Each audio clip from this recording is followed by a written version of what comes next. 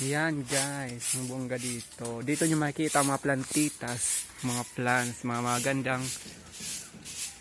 magandang flower. Ang nag-aalaga ay walang iba na dito si Marla Emiano na rin. Dahil siya lang ang may-ari ng plantitas na ito. Tingnan nyo guys, ang lulusog diba? Dahil araw-araw niya didiligan. Yan, diba? Yan, diba?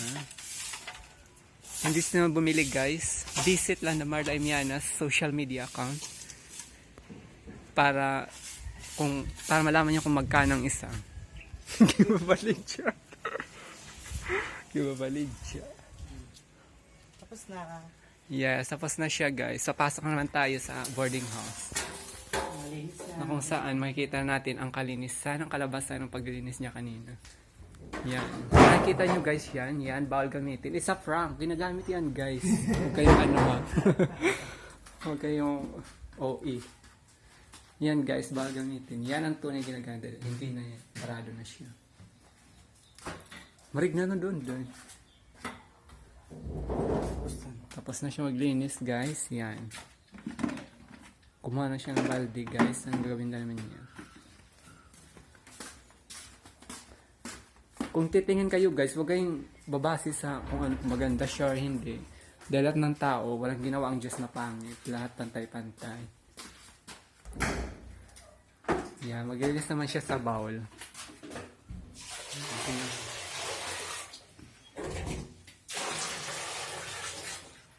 Yan. Binuhusan lang niya guys, so pumuti ka agad. Yan talaga tagalinis si Marla. Ganyan siya maglinis. Napakabilis. Ilang second lang, malinis na kagad.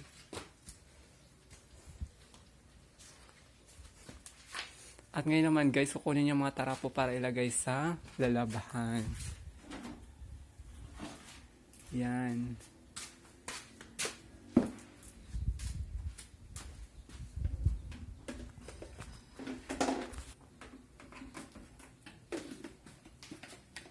Yan, mga tabo namin guys. Napakarami, diba?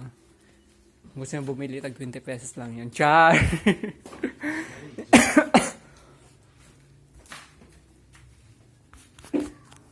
Tingnan nyo guys ang pag-corporate niya ng tabo. Yan, diba? Napakaganda.